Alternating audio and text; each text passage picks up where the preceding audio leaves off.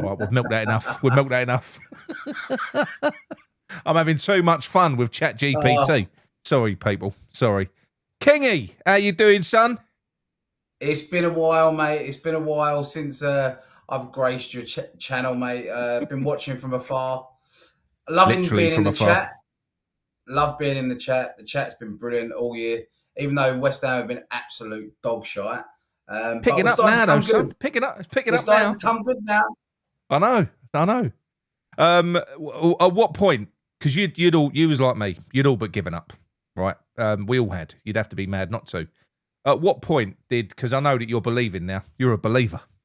At what point did you start believing? Did you think, right, that's fucking it. We're on it now. We're back. Well, I think when I definitely gave up was the Wolves game. The Wolves game, that was when I was like, That this hurt. is us done now. It really did. It was like, if we can't beat teams like that, it's a relegation battle, and that was a long time ago. And when we lost that, I thought, here we go, we're down. I think when I started to believe, I think it was the Sunderland game, to be honest. That was the only time that I went, you know what, we've got something here. We've got a January transfer window. The boys that have come in, I know you've got your thoughts on Tati and Pablo, but for some reason, it works with them too, to be honest. It does. It does. The movement, the messing around, the physicality of it. I think them two do work well together. It's more Pablo for me. Tati, I know there's a player there. There's clearly a player there. Pablo, look, I like him because he works his arse off. He strikes me as the type of bloke who's won a competition to come play for a football team. That's all it is. You know, like Rodney when he won that competition. I feel like that today being on your channel. So for you, it was a Sunderland game because I think for me, it was it probably was as well because we'd beat Spurs, hadn't we? We'd beat Spurs, but it was a last minute goal. And do you know what? Everyone beats Spurs. They're shit, and they don't really prove much, does it? Beating Spurs. It means a lot to us, though, mate. It does mean a lot to us. I know. But it's I thought beating Sunderland, we sort of built a little bit of momentum. We'd already beat QPR, don't forget as well. So that was kind of 3 wins on the spin at that point. See, that game bored the hell out of me. That I watched QPR. that, and it bored me. I was like, how are we not breaking this team down? Like the Championship, they're not exactly flying in the Championship either. We were really. We were down in the dumps as well, like with our league form and etc. And then we just got it over the line. But do you know what? I think you have made a few points of it. I think it was a big starting block for us to get going, and we needed it. We just needed a win. What do you think's been the main driver behind the style change? Because there's been a style. We've basically started attacking, mate. I watched Match of the Day last night. For the second goal, we had 6 players pouring forward. We had 6 players attacking the box. You had Wilson and Tati. You had Somerville. You had fucking Bowen. You had Souček running in late. And you had Diouf on the overlap. Do you think it's got anything to do with the new man, Paco? 100%. Must have, mustn't it? He's so visual as well on the touchline, which is great to see. Like, you need your number 2 next to you. It's not just a one-man band being a football manager these days, is it? You've got analysis, you've got physios, you've got backroom staff, you've got assistant manager. If you're going to have them, fucking use them. I don't know what video I was watching the other day, but someone was saying, one of the other channels, they said, what's the point in these analysis and why the fuck are they wearing tracksuits? Do you know what I mean? That was Nigel. That was Nigel on Sunday, last Sunday night. Yeah, Nigel. Yeah. That was your one. Yeah. Yeah. Lucky that I'm not cross-contaminating. But it makes sense. Like, what's the point in having these people if you're not going to use them? So I think Paco's been massive for us because there was a point yesterday in the game when I think we went 2-0 up, and he did look at him and he pointed at him. It was like as if to say, "Don't you fucking dare!" And it was only a split second. But you just see that little reaction from him. I was like thinking, Nuno's arse does that all game, so I think he's there to plug his arsehole to stop him shitting himself. That's what Paco's there for. I think he's Paco probably knocking the fuck out as well. To be honest, he's a butt plug for Nuno. That's what he is. Stop it, Nuno. No more. Yeah. Stop shitting yourself. Uh, No, I think it's I needed. think it's been important. I think it's been important him coming in. And do you know what? It's not to any kind of detriment to Nuno either, right? Look, listen, he might not be a coach. He's a manager, but wherever he's been, he's had a massive team that's been with him, like his right hand man who's been with him for every role that he's had. Certainly, where Yeah. he's been relatively successful is the guy that he left at Nottingham Forest and then went to Wolves. So he was on his own and he was isolated all of a sudden. I don't think that he's ever really fucking coached. So not. Do you know what I mean? He's not an all singing, all dancing. He's a manager, and he's got a Yeah. coaching team that he relies on to coach the team. And you can see we've seen it so much since he's been here. You look watching that team and you're thinking, are they even fucking doing anything on the training ground? Because it looked like at times when you see what we're seeing now, it's unbelievable, mate. And the 4-4-2, what I like about that is because it goes against system-based football. I know there's some little intricacies with it. I know these analysis fucking people have pulled it apart and going, "Oh, look at Wan-Bissaka tucking inside and doing all this." Ultimately, is 4-4-2. Now, what 4-4-2 is? That is a style of football where you are emboldening your players to go and win their duels. You're basically saying, right, fucking, this is 11 men versus 11 men. You know, fullbacks sort out the wingers beat your fullbacks, strikers sort the fucking sort the defence out. Defenders defend, and midfielders win that midfield battle. You're putting the onus more on the individuals, and it looks like they're thriving, mate. And that's why I like it, because I hate all this system-based shit. I really do. I think what he's done is stripped it back to basics. Yeah. And I think at a time when we was trying to play it so defensively under Nuno, and the way that he would only attack for like a certain amount of time. Yeah. He was never going to do it for a full amount of time. I think with doing the 4-4-2, I think what you're doing, you're allowing the players to keep up with a bit more of an attack threat rather than just sitting back. Because if you've got two players up front, your natural progression is wanting to get the ball to them two players. That's what you're trying to do. There's no point in having them up there if you're not going to use them. No. I think it needed the change because the amount of time, the amount of games that we played when we were just sitting back and we was allowing teams to come onto us, we was just going to go down without a whimper. No fight at all. So bringing in the two boys that we have done, I love Tatty. I think if we was in 8th position or even around that mid-table tier of football. Sorry, I've just woken up. It's fucking early. I'm trying to get me head. But if we brought him in then, I'd probably be still excited, or probably more excited. He's a capable player. He's a capable player. He's played for decent clubs as well. He had a decent record when he was at Lazio. He is a decent player. You can see technically he's good. You know, I don't think he's a world beater, but I think when you put together the full package of what he is, not many people have that level of work rate. So he's technically really competent, and he runs his fucking socks off as well. That's what I like him. Which is what we need. It's what we need. But you know what? There's certain players like that, Nick, though, as well, right? There's certain players that when you're in the shit like we've been, players like I'll call it out, like Paquetá, he just stopped. He down tools. Whereas Tatty's come in when we were on our arse, and he's still working hard. Could you imagine what he's like if we are mid-table pushing for Europe? He's going to do the same thing because that's the sort of player we need. Like we need workers from whether we're shit, whether we're good. You're always going to need them. So I think he's a great addition. I love Tatty. Pablo, I'm the same. I'm not sure. I don't.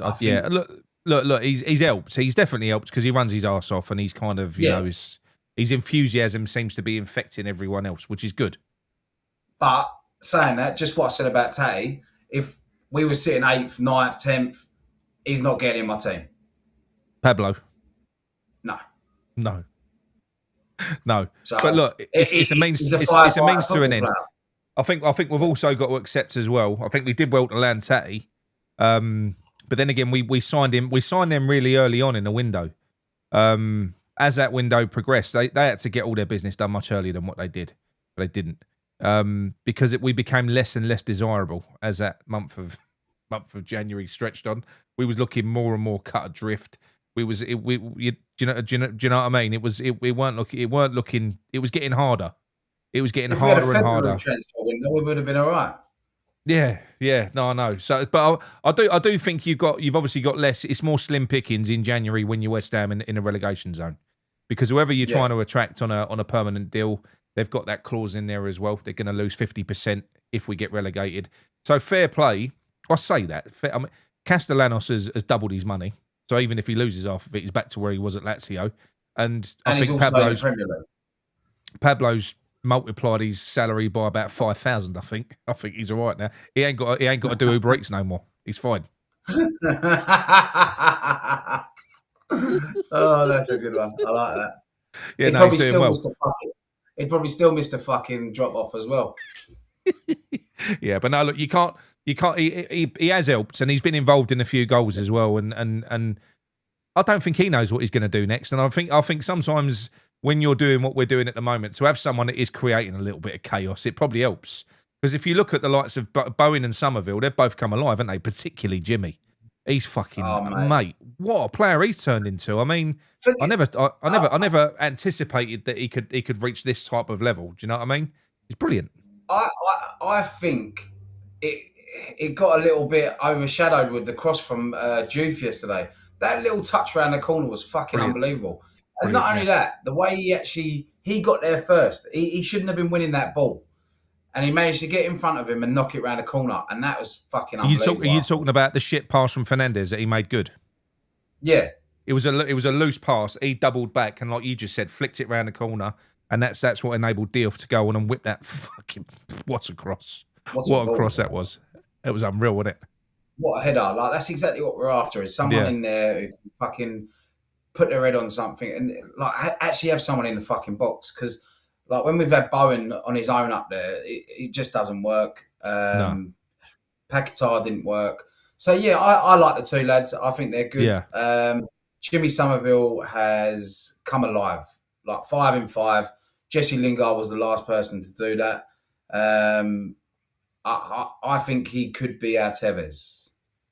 I think we need one, because the last time that we was the other thing that we've got to do as well, because listen, let's not get, we can't get ahead of ourselves. I personally feel now that we have got a really good chance of staying up with this momentum. It can all change in one game. We lose one game that we're not expected to fucking lose, and do you know what I mean? It can change, and other teams pick up points that you don't expect. It can happen. Palace beat Brighton today. That's giving them an extra 3 points. You've got Forest that are playing Wolves midweek as well. So, but we play Man United first. So if we play Man United, their arseholes are going. Not Nottingham Forest. They're not coping well. I think if we pull off a shock, and it would be a shock against Man United at home in their current form, if we do that, and we beat them, we're 3 points behind. No, we're level on points, aren't we? We're 3 points behind Forest now. We'll be level on points with Forest when they go and play Wolves. And I don't think Wolves are as shit as Burnley. We've seen that. Yeah, but they've just lost Strand Larsen as well. He won't even. But I don't even think he was really playing, was he?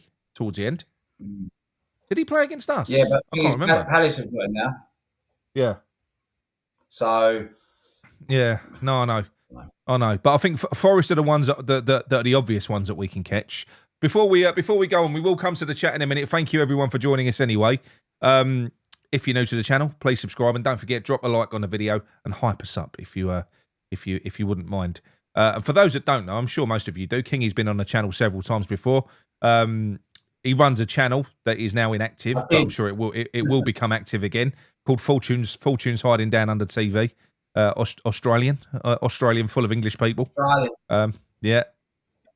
So yeah, drop a like if you wouldn't mind. That would be great. Right, I've lost my train of thought now. Where was I going? What was I going to talk about? We're talking about the running. Yeah, the running. So Tottenham are the ones for me where I truly think that they're in the shit. And do you know why? Right, West Ham fans, yeah. When we were at the stage of a season where it's all going fucking bandy up to that point, you know, we're horrible and we're on everyone's case. But as we've just proven, we'll get behind the fucking team when it matters. We have. Ultimately, everyone has jumped on board. Everyone's got on board, mate. Everyone's got on board. Tottenham ain't doing that. Tottenham fans are entitled. They're miserable.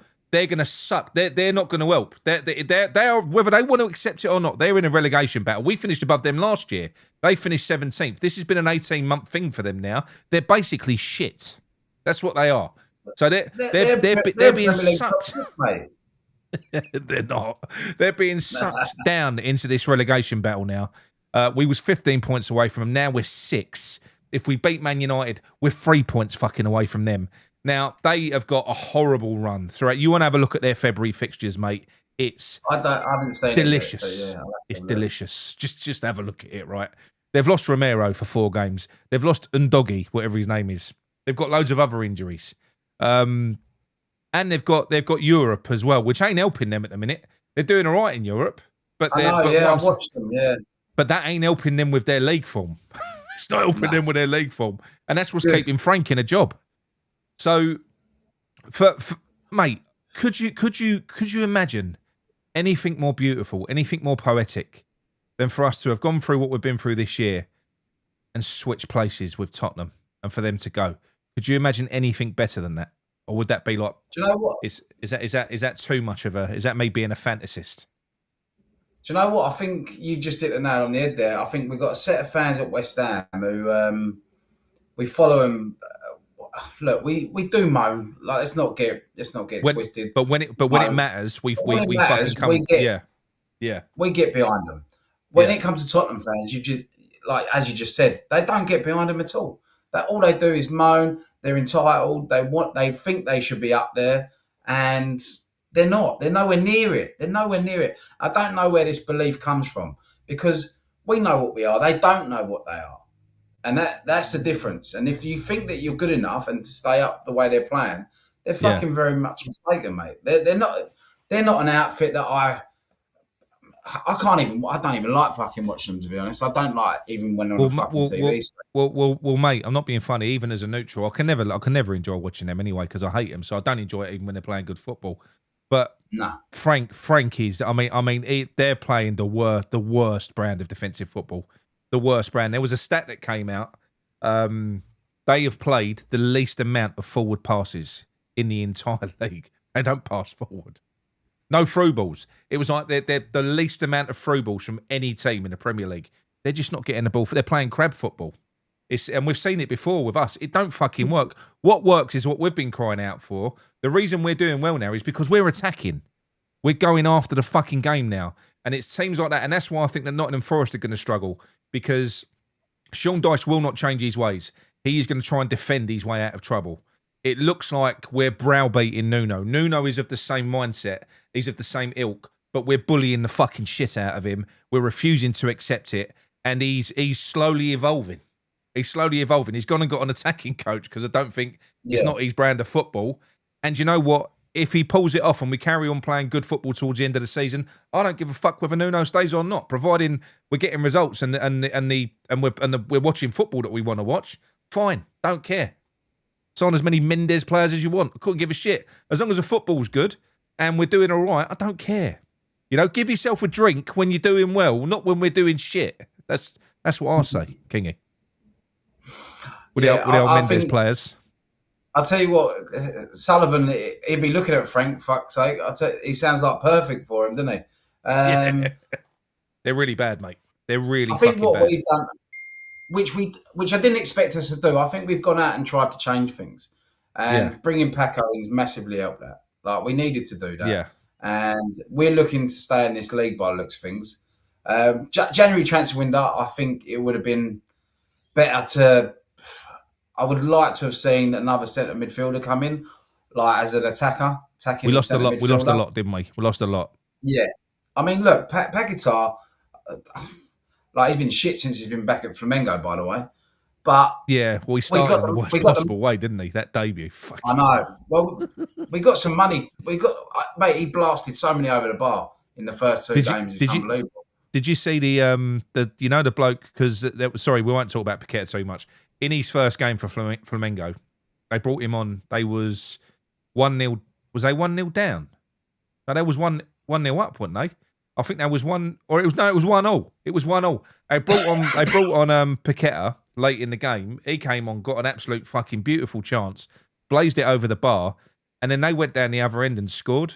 And the geezer who scored done, the Paqueta celebration. He done the Paqueta dance, the Paqueta celebration. Proper shit housery. Yeah. I love it. But I just think we needed to strengthen in that position. I'm a bit gutted about George Murphy going out on loan. That really didn't make any sense to me, especially him. The way he plays, low centre of gravity, I think he would have really come into this 4-4-2 formation really well. But I can't knock Nuno. I remember when I had the channel, when I was on this quite a lot, all we wanted was to see more academy players, and I can't knock him for what he's doing. Like, he's brought in Scholes, Potsy, fucking hell, who else now? Who else did he give? Myers as well. Myers was great. You got Ezra Myers. He did play Callum Marshall for a bit. Well, not a lot. He had a few minutes, not in the best system. But tell you what, I'd like Callum Marshall in this system. Well, this is the thing. When we played these players, there are some things that have frustrated me still. I won't care as long as we stay up. As long as we keep winning, I won't care. Yeah. But if you look at Guillaume scored his first goal the other day for Sporting. They've played him in every game since he's been there, out on the right-hand side. Now, you might say, well, he was never going to play on the right here because Bowen's here. Well, Traore fucking got a stint out on the right in the first... Even if it's the last 10 minutes and you move Bowen central, he's a right winger. His last game, he got rated, I think it was like an 8 rating, scored a goal, most dribbles in the game. Fucking, there was an assist as well that he whipped in. And we've let him go for 14 million, who's 19, and brought in Traore. And fair enough, only 1.8 million, but he's 30 years old and he's on 3 times as much in terms of wages. I think what's his name? Guillaume was on 40 grand a week and he's on 120. So that to me is just bizarre. You're thinking, what did we do that for? But the reason that we never saw that, because it is a game that managers play, that's the reason Wilson got hooked off after when he scored his 2 goals. Then we didn't see him again for a little while because he wanted his strikers. I get it in one respect. I get that managers have to play these games or they don't get what they want because, if Wilson starts banging in goals and then Nuno goes to Sullivan and says, well, what about these players you promised? He'll go, well, no, Wilson's scoring.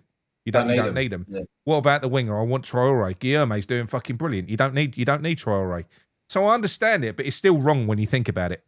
It is still wrong. You should ultimately look at what you've got first. And if that is what happened, Chris Akabusi kind of on Hammers Chat on their transfer deadline day show, he basically alluded to the same thing.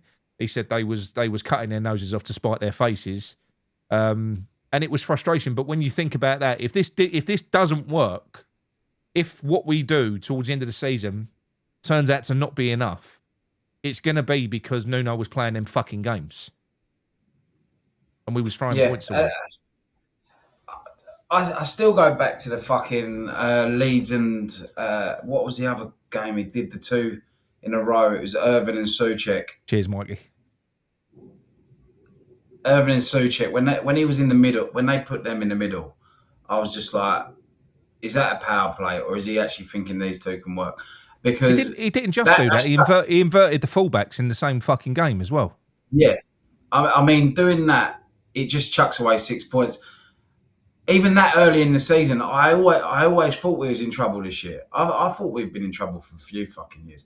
It's just like I think a lot of you YouTubers have gone on to say like we just need to have 3 teams that are shitter than us and expect it, and that's exactly what we've done. But this year it's just caught up with us, and I think that's always been Sullivan's mindset. There's always going to be 3 worse teams.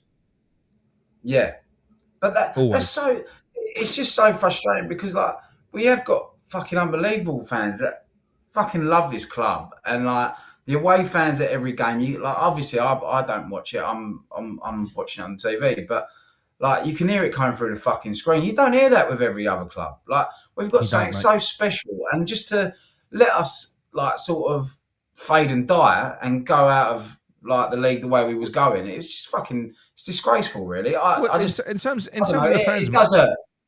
It does hurt, but in terms of the fans, put it in perspective. All right, we're on a run. We're on a bit of a run at the moment, yeah. But ultimately, those fans have been vocal the whole way through.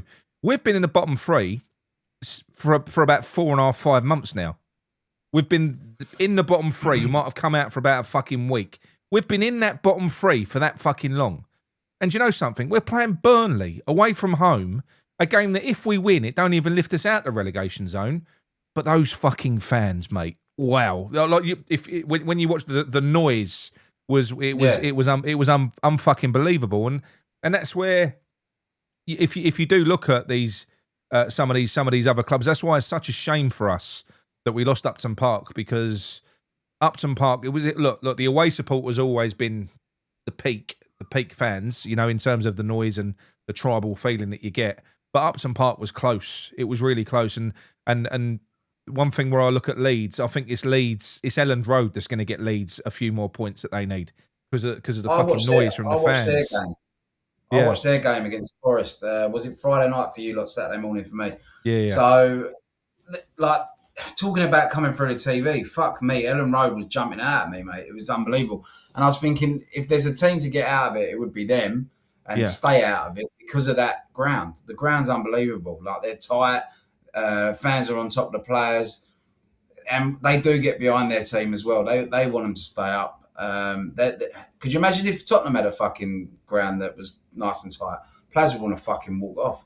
It'd be terrible. But they're Tottenham at the moment. Their atmosphere is no better than ours in that place. I know season ticket holders that go over there, and they've been talking about. I know a few of them that have thrown their season tickets in since they've not moved, but since it's changed. And they're just for the same reason. It's almost like they've gone. It's not the same anymore. In a sense, I think you're going to see this happen to a lot of clubs. I mean, there's talk that Crystal Palace are going to build a new stadium, and I'm looking at it thinking, don't build a new. These new stadiums are shit. I know that Everton have done it, and but mate, it's never going to be Goodison Park. These old stadiums, it's more than a stadium. That is where all of your fucking heritage, all of your memories are, and you don't need a big shiny fucking shopping centre looking building to play football, and you don't need it. Ours don't look like that, though. It looks like a garden shed. That's the problem. But at the end of the day, we probably wouldn't be talking about this as much if we would. Thing is, I think why we're talking about it right now is because we would need Upton Park to galvanise us and get us out of this fucking position, because I think it would do, like Elland Road would do for Leeds. But I'm very fucking hopeful now. But as I said, after the game, I was buzzing. I couldn't wait for it. I was pleased to get the 3 points. But then it's this time until the next game where I'm like, fucking hell. The anxiety sets in again almost straight away. But no, but it does. The anxiety sets in again. It's like, did you see me my pep talk at the start of the week where I sort of gave a bit of a shout out to all the players. Apparently, that's all the players watched that before the game the other day, and it gave them a bit of a lift. So I take full credit for that. But that's how I felt at the start of the week. My mood didn't. My nerves were shredded come Friday when Forest and Leeds were playing, because I had it in my head that Leeds were the only team that we could catch. So watching that game literally fucking broke my heart, to be honest. I was like, oh no, this is fucking awful. I was the opposite. You wanted Leeds to win? I wanted Leeds to win because I think they'll get out of it. I actually think Palace obviously won this morning against Brighton. I do think Spurs are in free fall now. If Solanke starts scoring, then that could be a problem for us. Got to create chances for him to score. I know. I think it's Spurs and Forest. I think Palace will drag away now. Yeah, I think I kind of always half fancied that. I think Glasner's had his little tantrum. He ain't going to have a relegation on his CV, mate. He's a winner. I think he'll do what needs to be done to get these players galvanised to push them through to the end of the season. Thomas Frank's on a hiding to nothing. He ain't the right character for Spurs. You know, they are a big club in terms of and their fans are fucking horrible as well. They're unforgiving. He's too much of a nice chap, I think. Frank, I think they're going to swallow him. They're going to swallow him, chew him up and spit him out. But in the process, it's going to fuck them, which is great. Going to enjoy every minute of it. So I'm hoping that he continues doing well in Europe, because as long as they're in that competition, it's going to affect their league form. And listen, Leeds are not out of it yet. They're not by any stretch, because they're 9 points clear of us. and they've got far superior goal difference. So then they're 7 points clear because we have to play them on the final day.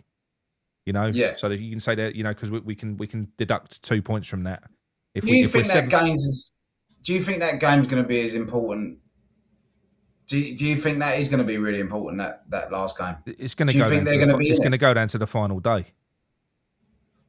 I do. Maybe they won't be in it. See, that's a good thing for us. That's what I meant. Sorry, mate. That's a good. That would be a good thing for us. A good scenario would be Leeds are already safe. They're out of it, so it means fuck all to them. But they're not as great on the road. And you would like to think that after all what we've been through, if we manage to get to a situation where in the final game of the season, if we win, we survive, I think the atmosphere in that stadium on that day would be like a European night, mate. I think for that game it would be. I think it would. You know, that is a cup final, and that stadium is something for the big occasion, and that is certainly what that is. The biggest ever fucking cup final to maintain your Premier League status, isn't it? So. Yeah, I am hopeful. I'm still concerned. I'm not getting carried away because at any point the wheels can come off. We haven't got enough depth in the squad. That bothers me. You know, like you were saying earlier on, another attacking midfielder. Heaven forbid something happens to Fernandes. Heaven forbid something happens to Jimmy. We've got good cover now. Oh, he's been brilliant. Considering I called him shit when he first joined. I did. I thought he looked pony, but he's different class. He's different class. I've got no patience. Kingy, got no patience. But with still a bit excited, mate. Yeah, but I think Dizazi looks like it was an astute signing. Mate, when you consider that he ain't played since April, that one half a good performance from him. He looked really fit. Yeah. It was really solid. I thought he looked really fucking good, mate. I liked how calm he looked. Like, because I tell you what, I wouldn't fucking be calm with that fucking Manson behind me, man. There's no chance. That first 10 minutes or 20 minutes or so, I was like, this geezer is fucking... Talking about Pablo getting... I know that he's had a lot of plaudits, Manson, right? But... From who? Fuck me. If that was a better team... And like you said on your show, I think yesterday, if Man United target him and put them crosses on top of him, we're fucked. You're fucked. You've got Slabhead in there. You come up against a team that create chaos from set pieces, mate. He's fucked. Yeah. He's fucked. When he puts his arms up, it's like that. They don't go above his head. You see the one? He's a really small keeper and he's got really little arms. So I do worry about that. I know that we can probably protect him a little bit better now. Mavropanos has really he's Mavropanos for me. Listen, I'm not saying he's world class or anything like that, but I think he's such a West Ham player. There's been a few players throughout time that have. Colton Cole was one of them. Colton Cole was like a player that used to take a load of abuse from West Ham fans. He did, a lot. But he kind of won it. But understand what they were saying. No, but he won us over though. Colton Cole just won us over, and he became a little bit of a cult hero. Mavropanos, the same thing. Like I said, if you go back a year. When he's queuing up as a substitute to come on, he's got the fans booing him, which can't be nice, mate. Can't be nice. And he's managed to sort of turn that around, put that to one side. And do you know what? He's a fucking good defender. I know he's got a mistake in him, but he's a really good defender. He's a really good defender. Yeah, I rate him. I think he's good, and I think Tadibo as well back there. He's been fucking unbelievable since Nuno's come in. He is wired up very differently, the geezer. He's definitely wired up differently. Like, them eyes. Yeah. When he just turned at Chelsea, I was like, but you know what? We just let the goal in, and then that all happened, and I was like, yeah, go on, fucking do him. Mate, I was at the time. I don't give a shit about red cards now. Just fucking show me something. Show me that all of you are in it together and have a go. And I don't care if you get sent off. Just have a go. I think it was important that it happened. I actually do, because we beat them for an hour in that game. We battered them. We played them off the fucking park. And then it just fell to pieces. And Nuno did get it wrong. He more or less admitted that in the press conference as well. He more or less admitted that he did. And the players will have known that. They will have been so fucking angry and so pissed off with what happened there. And it all just bowled over. I don't know why Traore got the ump quite as much as what he did. He'd only been on the fucking pitch for five minutes before he absolutely ragdolled Cucurella. What a moment! I think he was coming on thinking how can Cucurella ever look at his wife again after that? After being demasculated to that extent, how can he? Honestly, he's finished as a man. He's finished. Honestly, he was finished when he first he was finished when he went in for his first fucking blow dry, mate. Don't worry about that. He is a wind up, that bloke. He's got to be the biggest wind up since fucking. What's his name? Savage. Yeah, he's got to be. Well, I really like he's an expert to be honest. What's that? I really like Savage. I watched the Forest Green documentary. I thought he was fucking brilliant, and I thought he was actually quite a nice guy by the end of it. I don't mind him now. I thought he was a prick as a player, though. Oh yeah, I think everyone did. But as long as he played for the other team, if he was on your team, it's great. But yeah, I think Traore for me is I think it's just Nuno wanting his soldiers in. I think that's all that is. But I think he's past that now. I think he's at an age now where he's like, I don't really need to fight for you. So I don't know how much of an influence he would be in the dressing room. I'll tell you what, I'd probably fucking listen to him, and I'm quite mouthy. But yeah, he's just, I don't know how much he's going to do for the dressing room, if that's what he's been brought in for. Well, mate, just very quickly, right? This is going back to the Spurs thing. Look, Rob says this time last season, West Ham and Spurs were on 27 points each before we overtook them, 43 points to 38. That's a 5-point shift. We can absolutely do this. That proves that Tottenham struggle at this part of the season, and we do better. We do better. And there's something else in the chat as well. Right, and there's something else in the chat as well. And I know what he's going to say now. Zanussi dish. Oh, no, fuck. Where is it? Where's your comment gone? Right. In the last 10 league games at home, who won more? West Ham or Leeds? In West Ham's last 10 home games or Leeds' last 10 home games? This is going back talking about the influence of Ellen Road. I'm pretty sure he's gonna say West Ham.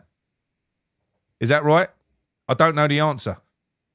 I would assume if he's saying that, he's probably saying that we've obviously won more at home. We've won more, yeah.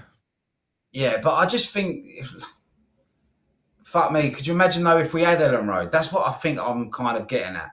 If we actually had Ellen Road or Upton Park back, it absolutely makes a difference. Yeah, it does massively. I mean, obviously, with what he's saying is it doesn't really make a difference because we've won more at home. But I don't know. It's just all about wanting it back, I suppose. Yeah. Well, look, I think all you can do really when you're in a situation, what you need absolutely is you do need momentum. Momentum's everything. The players will be buzzing. There'll be the last 5 games that their confidence will have grown more and more and more. I was really pleased to see their reaction after that kick in the bollocks after Chelsea because, listen, it was a horrible way to lose, and a lot of teams with less character, they could have fallen to pieces a little bit, especially in such a big game against a team where it's a bit of a thankless task. You're expected to beat Burnley. It's a banana skin. So their reaction was good, mate. It was really good. It was it was a professional fucking job, I thought. Yeah. Turn up, get the job done, walk away to 3 points, on to the next. I mean, what do you think of the Man United game? What do you reckon, mate? I don't want to say it because my predictions never come off, but I can't lie because I don't lie. I feel like we're going to win. I really I do. I feel like we're going to win. I feel like we're going to beat Man U. I do. I don't know what the score will be. I just think that we're going to come out, and I think we're going to beat them. I think Carrick's he's on 4 wins from 4. I don't think he's lost a game as a Man United manager. I think he had three wins when he had his other stint. 4 wins now, so 7 in 7. But that run's got to come to a stop at some point, and we need it more than them. We need it. And that geezer can't have a haircut, mate. That geezer can't have a haircut. We can't let him have the haircut. No, I know. I think we've got to do it because one thing. Look, listen. If you calculate the points over the course of a season and you go, look, there's enough points there. You know, even if we lose 2 or 3 games, there's enough points later on. That's not how it works, mate. Because if that gap starts opening up, the mentality of the players is going to drop like a fucking stone. We can't allow. We've got to stay on the coattails the whole fucking time. Yeah. So, if we're going to lose games, you've got to lose them later, not now. If that makes sense, we've got to get out of the fucking bottom 3. It's time that we got out of the bottom 3. We've got 13 games left. I want us to be out of that bottom 3.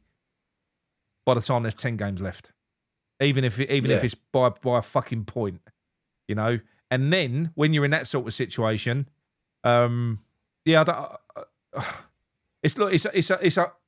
a hard thing. It is, but I think we're chasing Forest. What are the games that they've got coming up? Let's just look at us and Forest because they're the ones that immediately that we can catch, right? So let's have a look.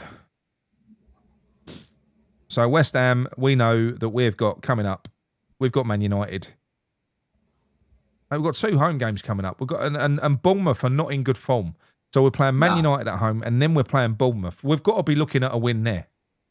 We've got to be looking at beating Bournemouth. I'm afraid we just have to. I know they're a good fucking team, but we've got to be looking at beating them. Then we've got Liverpool away, and you know something? I've been offered a ticket. I've been offered a ticket for Liverpool away. I've been there for the last 3 years. I think I went there twice last year for the cup game as well, and we always get pumped. But I've got a good feeling about this one. We fucking need it. What do Liverpool need the win for? They don't. You know, we need. This is the thing.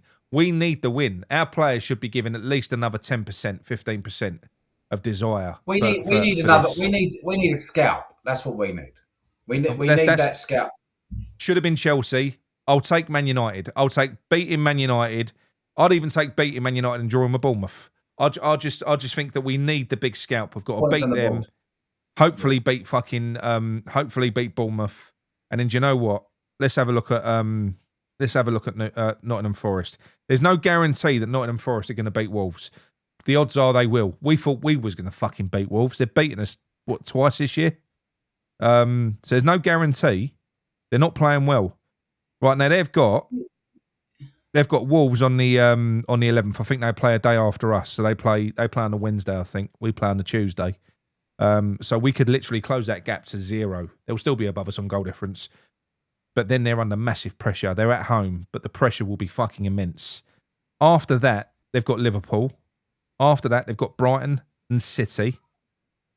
They're not easy games. So this is what I mean. But having said that, when you do look at the Premier League fixtures, you're looking for an easy fixture. I don't think there is one unless you are playing Wolves or Burnley.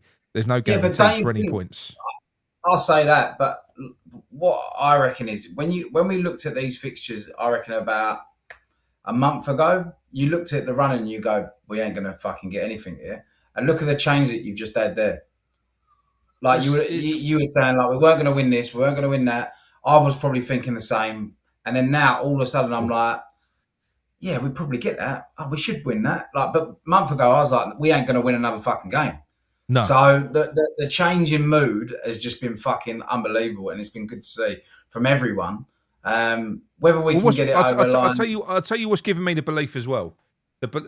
What's given me the belief is how we approached the Chelsea game, because from what we've seen of Nuno so far, we play anyone who looks like they should beat us on paper. He don't turn up. He's just, we just kind of write it off before we've even kicked a ball. Against fucking Chelsea, we went at them, showed them no respect, zero fucking respect, played him off the park for an hour, ran out of steam. He shit himself. That's the reason we lost the game. We should have won it. Those 3 points should have been ours. There is no reason why. Jimmy Somerville is I'm telling you now, he's the in-form attacking player in the fucking league at the moment. In terms of the way that he's playing, I think playing like that, he walks into anyone's team. He's playing brilliant. You've got Jared Bowen out on the right-hand side. We know what he's all about. We've got Fernandes, who's fucking the most complete midfielder. He's combative. He makes good decisions. He makes tackles. He makes good passes. He runs with the ball. He can fucking pick a pass like he proved with Somerville the other day. That lovely ball through, perfectly weighted for Jimmy. We've got some fucking good players.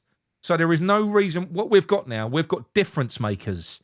And we're playing in a way where we're putting, like I said, with a 4-4-2, we're putting the pressure on the players. We're saying you go out and you win your individual duels.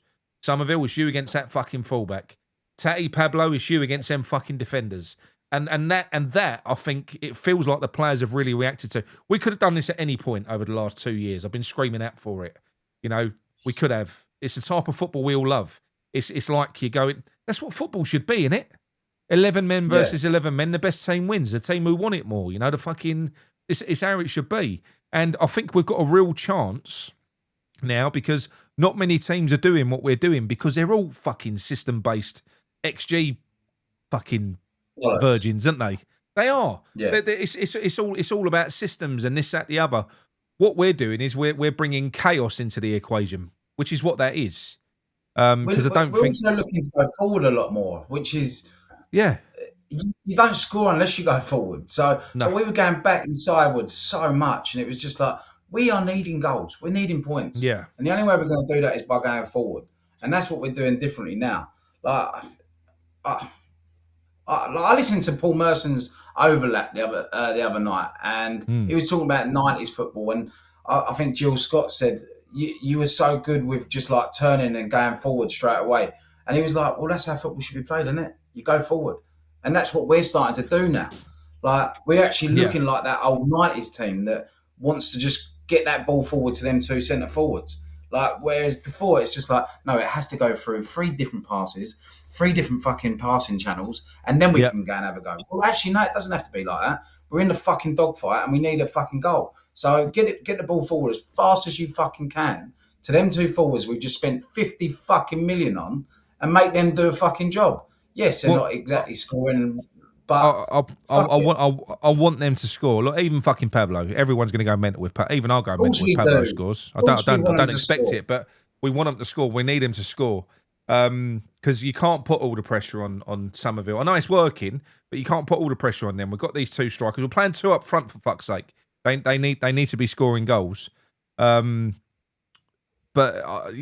do you know what I really did enjoy the other day as well? Against Burnley, and this goes to show you the kind of the togetherness within the group as well. Obviously, Potts, came into the team and he's dropped out of it. It's a shame for him.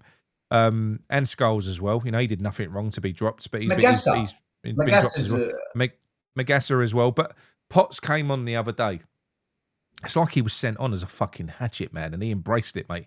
He was putting in some tackles. He was putting in some nasty fucking tackles because we was getting overrun all of a sudden in midfield. In that second half, I think what they did was they changed it up. They had more players in the middle. We was getting overrun. So he mitigated that. He pulled Wilson off, put Potts on. But Potts done a fucking job. Scholes came on as well late in the game. He put in some lovely fucking challenges. So our West Ham boys as well, to see them coming on and just fucking flying in, proper up for the fight.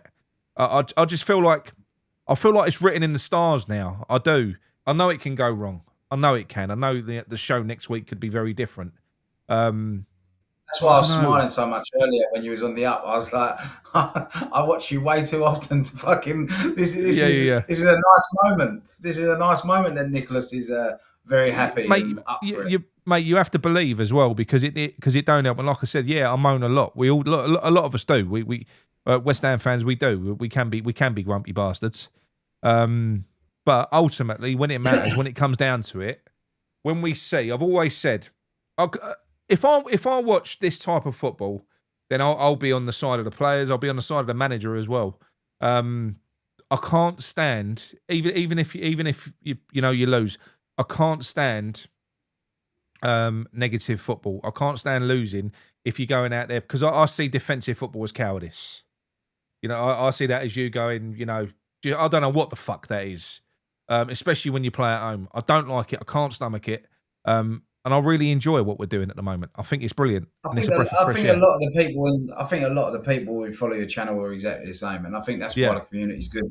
Like I've been in the live chat most of the season, pretty much every show. I've not been doing any videos like last season or anything like that, but I've been watching. And the thing is, I think what's given us all a little bit of a buzz is the fact that we are playing a bit more front-footed football. I think the bad thing about it is the fact that it had to get to a certain point for us to start doing it.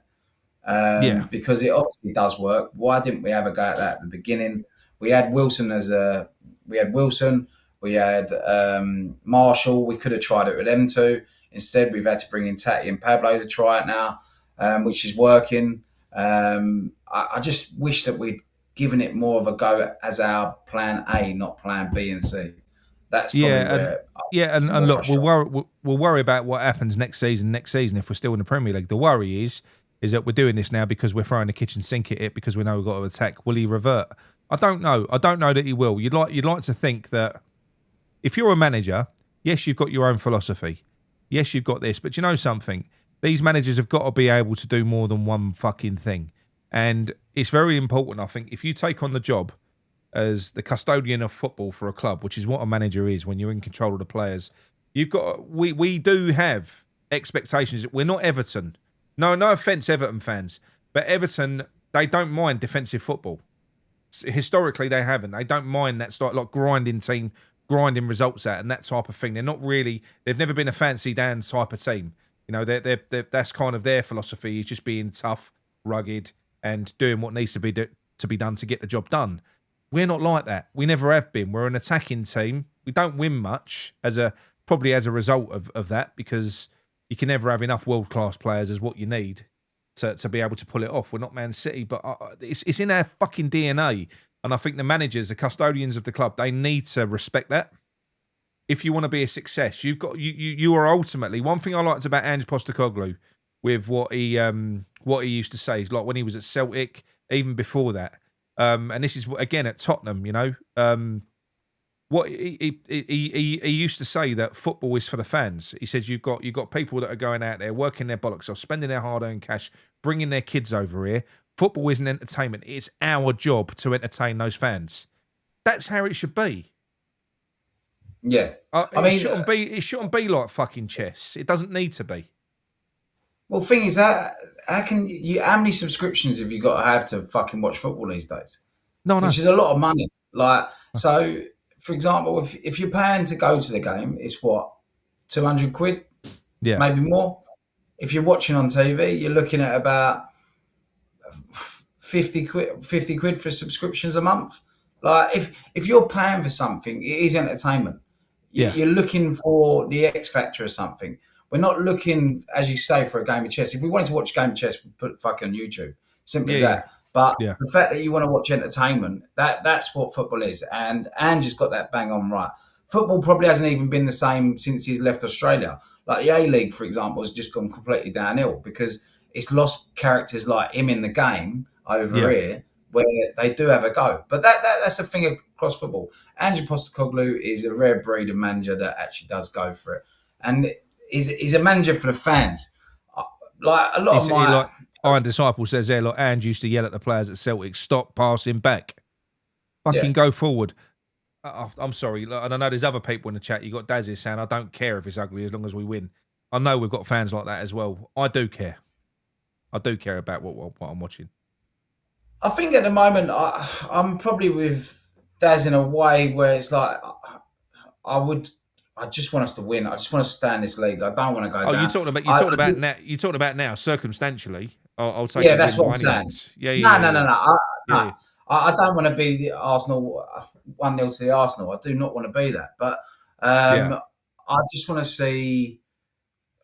Look, I grew up around the 90s, early 2000s, where West Ham played with free-flowing, attacking football like that, like Harry's era. And we had Mavericks and we played well. Look, the game's changed. The game's moved on, but we still can have them players in the game, and we can still have them managers in the game, which we have done, which we have got. Managers like Ange, for example, and when they come along, people are like, "What the fuck is this guy?" Like, I don't mind that. I want a bit of chaos. I quite like it because the game is so fucking what's the word? Sterile now. I fucking love it. I even liked him at Tottenham.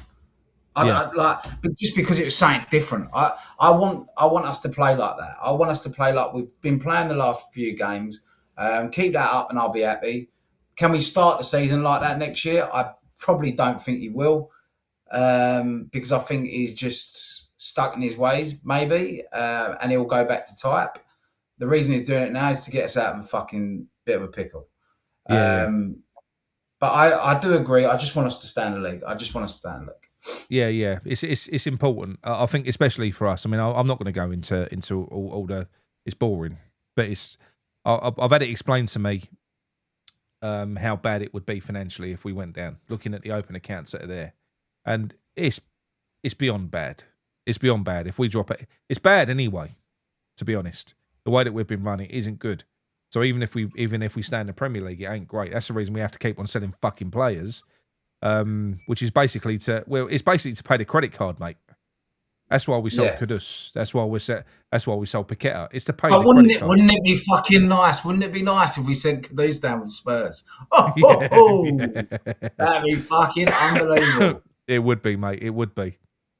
We've got one more comment here I wanted to bring up. Oh, where is it?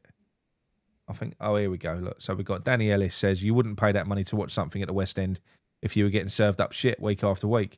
And it's absolutely right. And look, I know it's different. I know, and this is why we moan. Because if we weren't passionate about it and we didn't have to keep fucking going, because we can't stop, we're West Ham fans. If it was a West End show, you just get up mid-show, walk out of it and say, I'm never going back again. But this is different. It's our football team. But ultimately, they've still got a fucking responsibility to give to try and give the fans what they fucking want, in my opinion. Got old Johnny Boy there. It's a Tonian guy of Australia. I love Virgil, mate. He's one of my favourites. I love him. Hello, Virgil. How you doing, mate? He's a good bloke. He's elusive, though. He's elusive. I can't pin him down. But yeah, I don't know. I'm feeling good about things now. I'm feeling good. I'm still full of anxiety. I'm still full of nerves. I'm not. It's exciting, don't you think, Nick? It's exciting. It absolutely is. But I'm excited for the Man United game. I'm up for it. I want to get up and watch it. There's something about this season that I think we'll forget about the shitness at the beginning because of how good this end is going to be. It'll be epic, mate. If we pull out of this and this carries on, it'll be absolutely epic, and it'll make all the pain worthwhile. It will, especially if we fucking switch places with Tottenham. It'd be unbelievable, mate. Mate, it's the stuff of dreams. Stuff of dreams. It would be, mate. I don't know. Imagine if we stay up with that fucking shit old stadium and they go down with that absolutely state of the art motherfucker. My pint fills from the bottom. Fucking weirdos. Bottom filling pints. I've got a cheese room.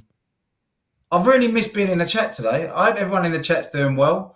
I'm normally in it, giving my 2 cents. So hello, everyone in the chat. I've missed you today. I've had to come and help the old Nicholas out today. No, it's been good, mate. It's been a good chat. But look, we will leave it there because it's been an hour. I've got an early start tomorrow. We'll wrap this one up now. I've just started my day. We've got Man United on Tuesday. I'll tell you what. Before we go, let's. I'll pull up all your score predictions in the chat. Give me your score predictions for Tuesday night. I want the score predictions and first goal scorer. Right, I'll start with you, Kingy. What do you reckon? I think we're going to scrape it at 2-1, and I think first goal scorer will be Mavropanos from the corner. Mavro, brilliant, mate. Yeah, fuck it. He ain't scored many for us. He scored against Arsenal, didn't he? Yeah. Great enough. Be good odds. What about you? Oh, I said I weren't going to make a score. Don't wait for everyone else's comments. That's not you, mate. Come on. You know what? I'm going to go for 2-0. We're going to have 2 clean sheets on the fucking bounce. We're going to beat them 2-0. I think it's going to be 0-0 in the first half. I think it'll be tight and cagey. I think we'll score. I think we're going to do the opposite this time. We're not going to score in the first half. In the second half, I think we're going to come out and attack them and do something we never do at the start of the first half. We're going to catch them by surprise. We're going to go 1-0 up. Then he'll shit himself and revert, and we'll pull back. And then we're going to fucking do them on the counter attack, mate. And I think Somerville will score. We'll do them on the counter. We'll beat them 2-0. I'll take that all day. Yeah, we will. So what's the chat saying? What's the chat saying? Are they as confident as we are? Let's have a look. Right, so we've got Totally Hammers. He says 1-0 Jimmy. Irons TV says 2-2 Tatty. Chills 2-1. John McCarthy says 2-1. Suchek with a winner. I'll take that. Yeah. Spinny. Yeah, he ain't getting forward enough now, though, is he? That's the only thing. He's not really getting forward enough. 2-1 West Ham. First goal scorer Tatty. West Ham 1. Tony Wilkins. He says is going to be a draw. It's going to be 1-1. Glenn Pearson says 2-1. Bowen penalty. I'll take that. 1-0. Nice 1-0. But no, I don't want 1-0. 2 goals are fun. 2-0. It's got to be 2-0. I'll take 1. 3-1 Bowen says Daz. 2-1 Bowen and then Tatty from Paul Sullivan. 2-1. So there's a lot of people saying that we're going to win and draw here. Do you know what I mean? There's a big one. I think we've already answered it based on what we've said here. Areola or Hermansen. Areola. Yeah. That's a great question, John. I like that. Areola. Areola all day. I'm gonna. It's the one thing. I'll be so fucking pissed off if we lose to Man United based on the mistakes that Hermansen makes because it's unnecessary. Yeah. He don't need to be in there. So that would piss me off. It would really piss me off. I agree. So hopefully not. I'd rather Areola play. He's a better shot stopper. He's got fucking full-length arms. Yeah, so 2-1 Somerville. 2-2 Somerville. There's a few Desmonds. 3-2 Tatty. Look, but no one's saying we're going to get beat. There's belief in the West Ham fan base. There's belief. We're going to win. We are. Right, everyone. Thank you. Thank you very much for watching, people. Sorry I've not been interacting quite as much this evening, but I've been having a nice little catch-up with Kingy. And Kingy, thank you very much for joining me, mate. Cheers for that. Anytime, mate. Thanks for having me. Cheers. Good to talk West Ham with someone. It's good. Right. Come on, you are. And we will let you all go. Speak to you later. Come on, you irons.